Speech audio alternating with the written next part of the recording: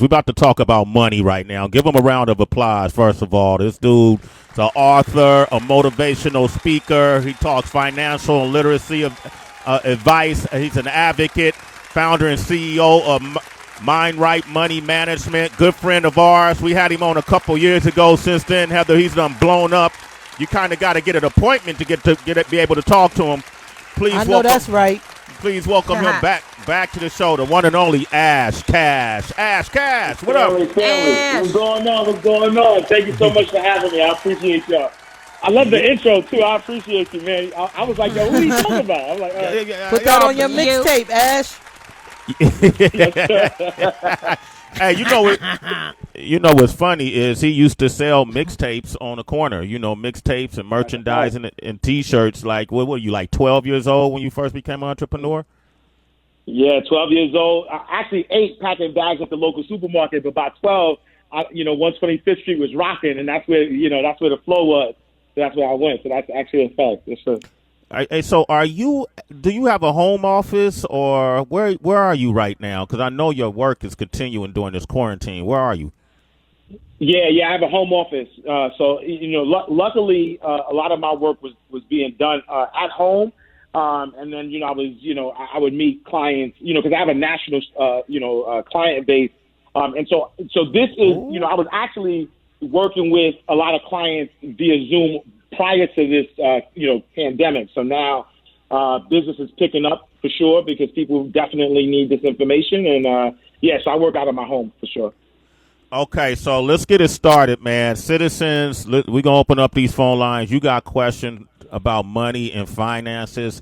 Folks don't really know, Ash Cash, what's in their future. A lot of us don't know, everything that was solid, things that were consistent, your foundation for many of us has been rattled. The government, we know, was sending out stimulus checks to millions of Americans, and we're seeing some people spend their money on frivolous items.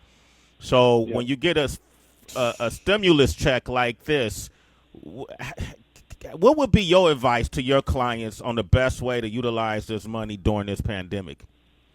Yeah, I'm telling everybody to stay liquid as possible, which means to keep your cash on hand, especially if you're in a position where you do have questions on, whether your income is going to increase. There are some people who have, their income has not been affected.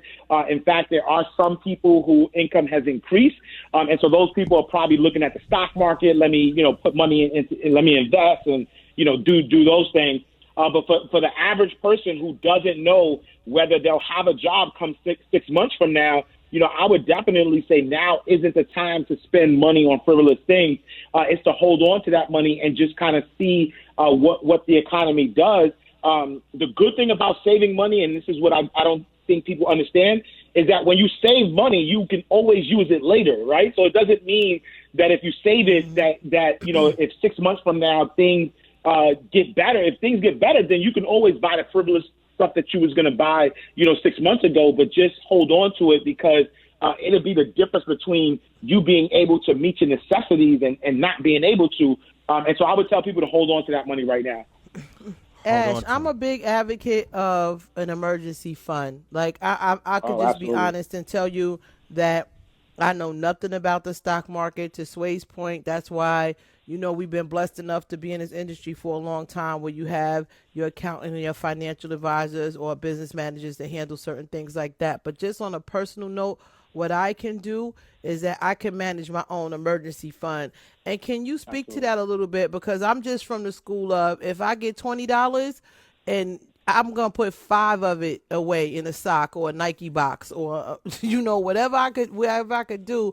And it's over time, especially in this industry, that those emergency funds have come in really, really handy. Can you speak to those at all? Oh, no, absolutely.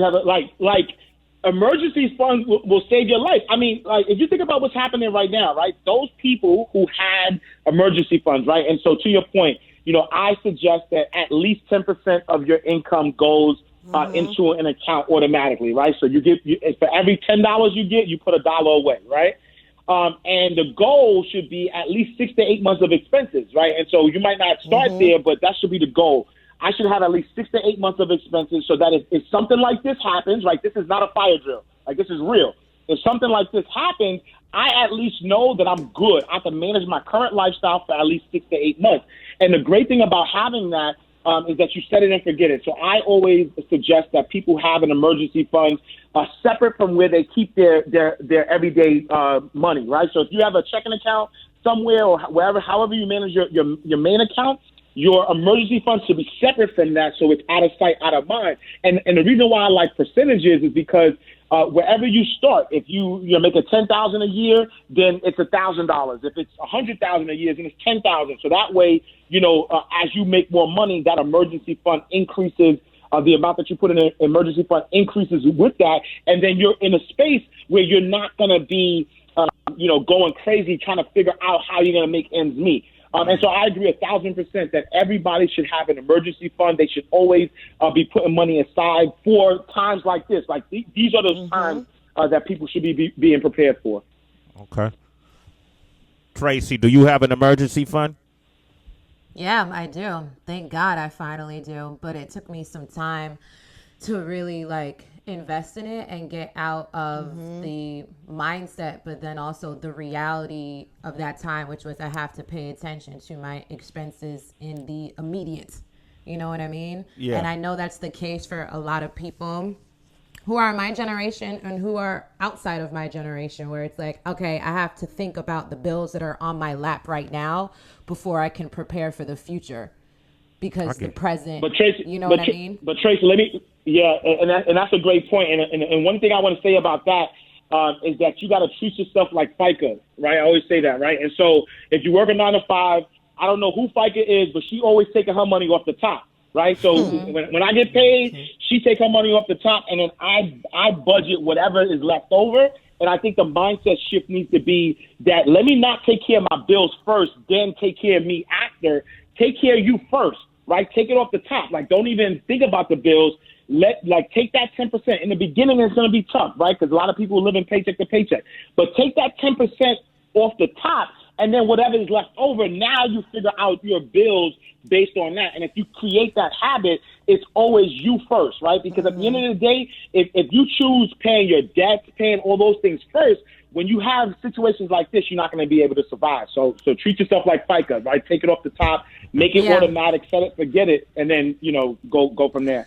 Some the app Digit, that definitely helped me a couple years ago. And it's an app that has an algorithm that just looks at your natural spending habits week by week. I'm sure you're up on it, Ash. And for citizens who are unfamiliar, it looks at your spending habits. And so it will take little bits here and there that it believes you won't even notice. So it could take anything from $3.79, you know what I mean, to $20. And so without you even, because sometimes the act of saving, of seeing a lot of money and then taking it and putting it into a savings account can be kind of depressing for some people. And so if someone just, so if there's an app that's doing it on the low, or when you have, for my paycheck, I'll have some parts going to my emergency fund, you know what I mean? Some parts going into a separate checking account that I have, just so everything's already divided up and I don't have to think about it. We got Ash Cash. Ash Cash is with us. He has and I wanted him to just kind of talk first. Now the phones are lighting up and we got a lot of questions. He has a upcoming book, The Great Financial Reset: 5 Ways to Overcome, Survive, and Thrive in Any Crisis. You could pre-order that book. You could go to www.thegreatfinancialreset.com. This book is coming down the pipeline. I want to ask you about the stock market, because it's a ping pong ball right now. I want to come back and talk about the stock market, and I got another question about 401ks. I'm gonna open up the phone line. 888-742-3345. Ash Cash is with us. Any questions, give us a call. Yeah, Sway in the Morning, Shade 45. Man, we got best-selling author, founder and CEO of Mind Right Money Management. His next book, The Great Financial Reset: 5 Ways to Overcome, Survive, and Thrive in Any Crisis. Go to www.thegreatfinancialreset.com. Ash Cash is here. Man, what's your social too, Ash? I am Ash Cash. Okay. Now, I'm pretty open about some of the things I do financially. One of the things I've done, my partner and I, King Tech, is we dabbled in the stock market. We've had some gains and we've taken losses. We learn from those losses. So the type of investments we make now are typically a low risk but long playing game. It's a long play game where, the longer you stay in, the better off you'll be. But it's fairly low risk. When this crisis start happening in the market, even prior to this, start having so many fluctuations, we start really studying the market and finding that stock that took really big hits and bought in low. And we're starting to see, some benefits of that. Now, the stock market is like sometimes shooting craps because you just don't know what you just don't know what's going to happen tomorrow. In this case, the president could say one thing, and then that stock could crash, or that stock can grow. People respond to his voice in the stock market really seriously. Being that it's so volatile right now, what are the things you think people should look for when researching a company to invest in? Yeah, that's a great question, Sway. So definitely think about the world after the pandemic is over. And so, the truth of the matter is that after this is said and done, the world's not going to be the same. So there's going to be a lot of, stocks or companies that do well. So like for instance, when you think about, Zoom, going up because of how, people are home and people doing conferences. If you look at Shopify, right? So people are now thinking about e-commerce a lot. So Shopify is doing well. So I would definitely look at what are those industries that have potential to continue to rise even after the country opens up. But then, to your point earlier, there are a lot of industries that, will always do well from a long-term perspective. And so I'll give you an example. Like Warren Buffett recently sold $6 billion worth of airline stocks, right? Because nobody's traveling right now. And so, people follow what Warren Buffett is doing. And so, he sold all of the major airline stocks, right? $6 billion worth. But when you think about it, is the airline industry going to die? Absolutely not. Like the government will not let, the airline industry die. And so, that is an opportunity for, someone who has done their research. And I'll say that, again, that in order for you to get into the game, understand that the stock market isn't something that you're just going to jump in and out of. It's a long-term game. And so from a long-term perspective, I believe that the airlines is going to bounce back. And so that's an opportunity to buy low because people are panicking. People do what Warren Buffett does. And so, those stocks may be low and something that you could buy right now. But to your point, it's definitely doing a lot of research, looking at what the world's going to look like after COVID-19 is over, and think about those industries that are going to be effective in a positive way. And right now, people might not necessarily see it. Digital, right? So companies that are investing in blockchain technology is definitely a good space to go because the blockchain technology, that's the technology that powers like cryptocurrency, Bitcoin, things of that nature. That's going to change the world. And so, when you think about healthcare, when you think about real estate, there's so many different industries that blockchain technology is going to affect. So, companies in that space would be something to research and look to as well. Okay. All right. Then that's really sound advice. That's kind of the lane I follow. What I'm starting to see too now is because some people were furloughed or people were just fired, and they don't have the emergency funds that maybe that Heather was speaking on earlier. A lot of people are tempted to go into their 401k accounts, and pull money out of that or borrow money from their 401k. And you're usually taught that that's a no-no. What are your thoughts on that right now if people just need money to survive? Yeah, I think because a 401k is expensive money, right, to survive, meaning that if you are tapping into your 401k and you're not of retirement age, there are going to be penalties that you have to pay. And so I would say, and I know that they have some provisions where they're like stopping those penalties and things of that nature.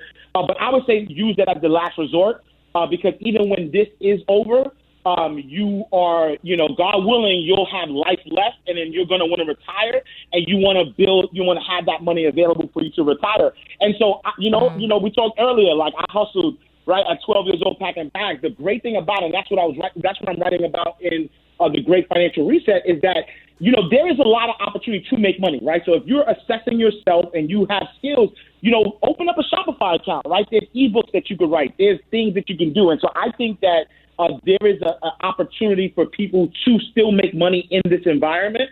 Really just take an assessment of who they are, what skills they provide, what courses they could teach online, like how can they use their skills currently, right? So if you're furloughed, you had a job, right? And in that job, they paid you for a skill.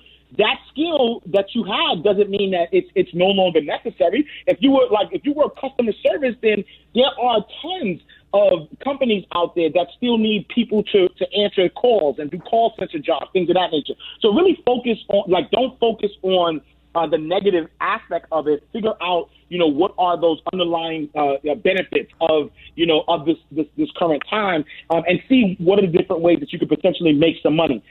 If all is exhausted, I then would say, yes, tapping into that 401k, if that's your last resort in order to survive, then I would say that's a viable option. Ash Cash is here, and he does personal consultation. So even beyond this phone call, if you want to reach out to him, I am Ash Cash is his social. You could go to www.thegreatfinancialreset.com, correct? And yes. Talk to this man. Like we've spoken offline a few times, come up with a few money making ideas, and that we got to follow up on. But he gives great advice, at least in my opinion. Stephen in California has a question, so I'm gonna start going through these phone lines really fast. Stephen, good morning. How you doing? Hey, Stephen. Good morning.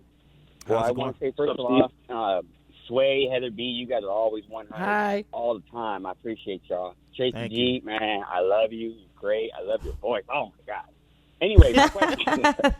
Thank you. I bought my house at 165, bought it low. Now it's worth 265. I wanted to refinance. I'm at a 4.25 APR, but I noticed that someone in the neighborhood sold their house to a family member at a low 200, so it knocked my house down dramatically. Is there any way I can refinance by avoiding that scenario, like avoiding my comps because of that low sale? No, for sure. And so that's a great question, Steve. So definitely I think now is a good time to refinance, especially because we don't know the full effects of job loss, foreclosures, forbearance, things of that nature. So property value may continue to decrease. And so now might be a good time to refinance. With comps, they don't take the one comp. They take, more than one comp. And so I would definitely, look at the different comps that are available of the houses that were sold. If that comp is still available, there's ways for you to try to get them because of the particular situation to try to exclude that comp. But definitely it's a good time to start to look into it, especially at the rate that you're getting. You could definitely get or potentially get a lower rate than that. And so, I would say, look into that. And then, as your appraisal is coming through, ask your appraisal company to potentially exclude that one, since it was a deal that was done to a family member. And then, what else, Stephen, you could do is hit Ash Cash directly. So this sounds like a conversation y'all could go further into, and he could probably give you even more detailed advice. Okay. For sure. I appreciate it. Thank you, guys. All right. Congratulations. And damn those neighbors who sold that house for cheaper. I know. I had my house for 5 years, man. But you know what? It is what it is. Somebody has to come up. You know what I mean? But yeah. They sold it to a family member. Yeah, I know. Yeah. Break a discount. But it hurts a lot of other people at the same time. You know what I mean? Yeah, it affects the block. All right, hey, Stephen, you a citizen, brother. All right, Sway in the morning. Aisha, good morning. How are you? Aisha. Good morning, you guys. Hey, Sway. Hey, Heather B. How y'all What doing? up, Mama? What up? Say that little Tracy G there, too. Hello. Hey, Tracy G. I'm calling y'all from San Diego, California. Okay, SD, go Chargers. All right. No, I don't know about that. I'm originally from North Carolina, though.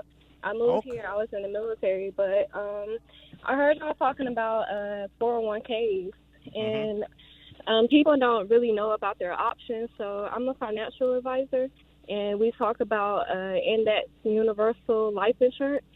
So if Ash can talk about that, and just letting people know their options, because when you go to a job, they automatically sign you up for a 401k, and they don't give you other options that the wealthy use for you to grow your money as well. Okay. Yeah, no, for sure, Aisha. Thanks for that question. So yeah, definitely. There are, so when you talk about index and universal life insurance, those are definitely ways to build wealth, right? So you have, life insurance where you can actually, create your own bank using life insurance. I do think, though, definitely 401ks are good options for people who are, just starting out because, most jobs are matching, like if they still do match, they might match your 401k contributions and the tax deductions and things of that nature.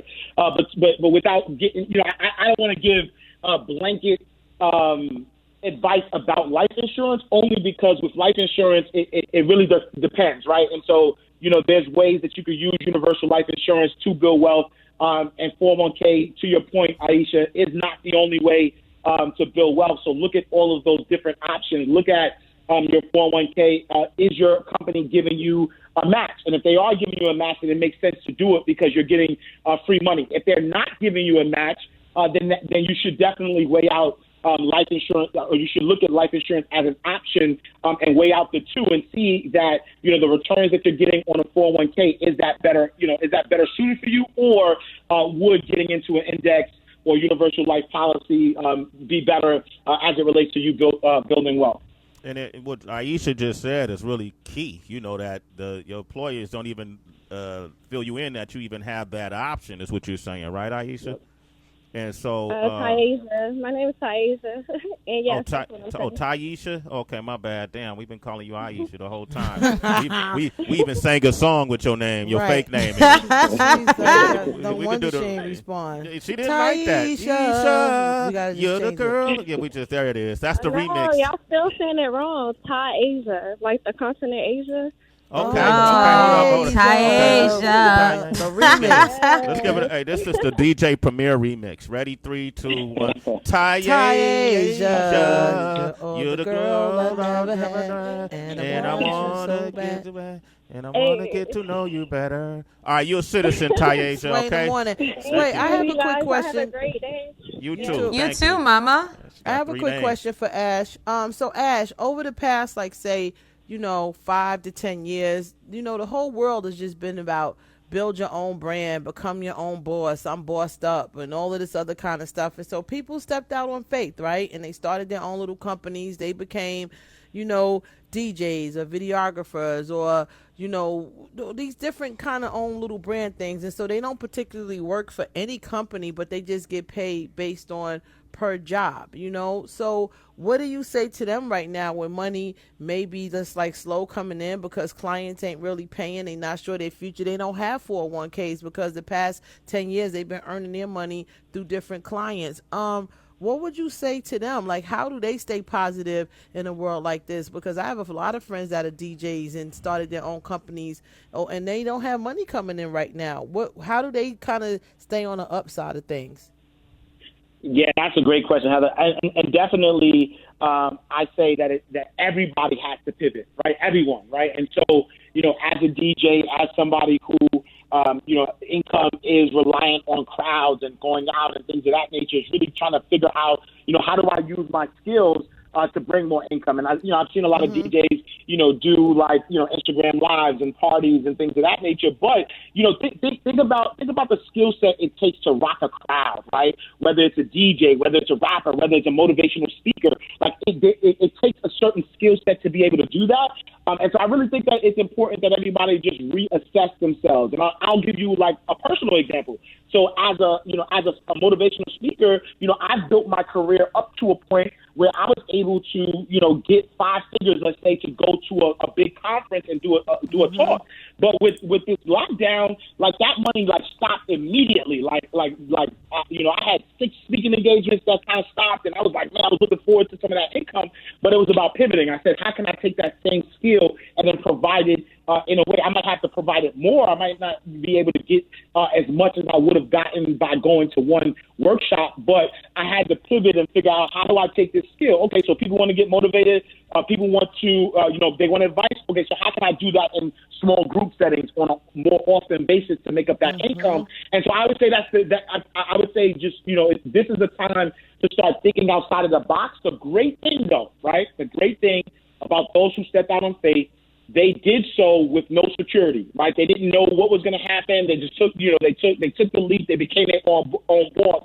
And the same thing that got them to become successful when they first jumped out is the same thing that they're going to use now. They just have to do not let your emotions and what's happening take over the natural business ability that you have, because I promise you, if you really think about it and think about your skills, and I keep saying that, right? Reassess who you are, you'll figure out that you have a skill set that you can actually get out to the world and probably make more money than you did because you're at the comfort of your own home. So from a scalability perspective, you can actually reach more people faster. So I would just say reassess and figure out, what skills you have and how can you monetize on those skills. All right, I'm going to take one more caller. We got one of our road warriors. Baron is on the line. Baron, what's up, baby? Baron? What's up, y'all? What's up, Morning Crew, Sway, and everybody? Yo, what up, Baron? It's Baron, y'all. You got some same Baron! I was packing them bags of pumping gas when I was a youngin' too.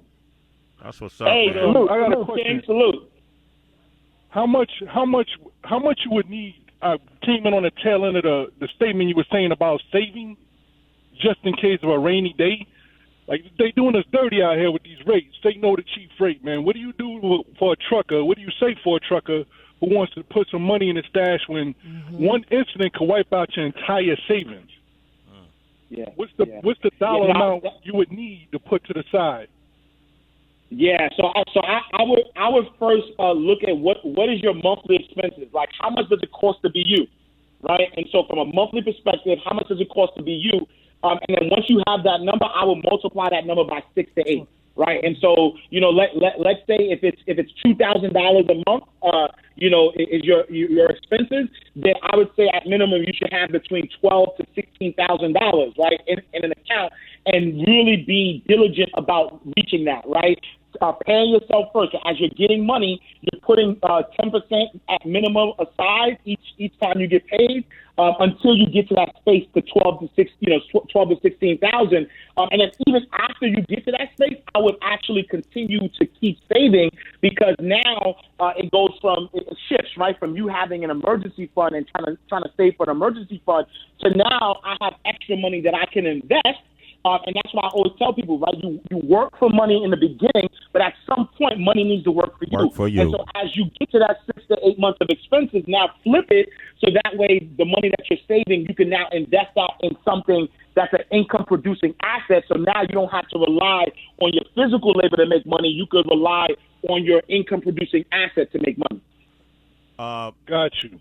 Baron, thank you for the work you do and the service that you provide. Yes. And I'm going to say this. Shout out, man. Yeah, man. If it wasn't for these road warriors, there would be no Sirius XM. So That's salute a to fact. all of you, man. Thank you, brother. You're a super citizen. Truck life, say no to cheap freight, fellas. Blow the horns out there. Say no to cheap freight. They doing us dirty out here. Yeah, man. They need to do y'all well. Hey, blow the horn for us, Baron. Blow that horn, baby. Ha, ha, ha, ha. There we go, man. Citizen right there, man. Ash Cash, I just wanted to have you on. I think it's important.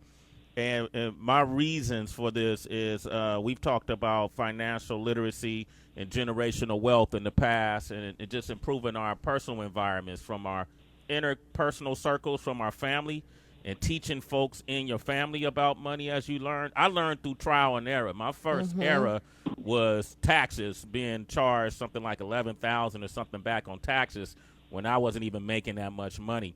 and having to pay that back, it woke me up. It was like it put smelling sauce.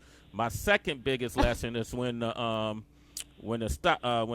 real estate market crashed. I want to say in 07, 08, and I was playing the real estate game, and what Barron was saying, that kind of wiped me out, and I had to rebuild. But now in this third phase, I'm smart. I'm like the $6 million man, Heather, not meaning that I got that kind of money, but you're smarter, you're faster, you're stronger, you all those things they use to describe him.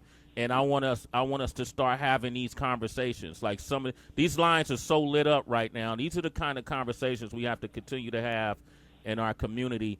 How to work for money and then put yourself in a position where money starts working for you. It's a whole nother life, and it's very possible. Especially now, I feel like the playing field is even. It's fertile ground. Get ready. Once this quarantine is fully over, and start changing the way you see money and think about it. I got friends that use money as tools. They don't worship it. They don't lose sleep over it. You know what I mean? They got all kind of balance in their life, and the money is just another tool. It's like a dish rag to them, and they've been able to make it happen. I swear, and these dudes they don't have college degrees, right? You know what I mean? They came from public assistance. And they got smart about. I'm from Oakland. Like even if you listen to the interview we did with Richie Rich, most people you get smart about how you want to play with money. And so Ash Cash is somebody that can help give you that direction. Once again, if people want to reach you, how can they reach you? Yeah, definitely. Check out my new book, thegreatfinancialreset.com. Follow me on all social media platforms, Instagram, Facebook, Twitter, and my handle is I am Ash Cash. Or, I put in some work. I'm Googleable, so you can Google Ash Cash, and my info will pop up too. He wasn't Googleable at the first, Heather, when we first had him. Man, look at this guy blown up. That's a fact, Sway. Salute, Sway. I appreciate you. That's a fact. I'll put in work since then, though. You've been killing it. I watch it, man. Thank you, bro. I appreciate you. We got to have you back on maybe next month just to follow up. Okay. Yes, sir. Appreciate you. All right. James in Cali, Chad in Denver, Big O in Texas, Jay in New York, Zach in Texas, Matt. Guys, you hit him up directly. He'll be able to answer your questions.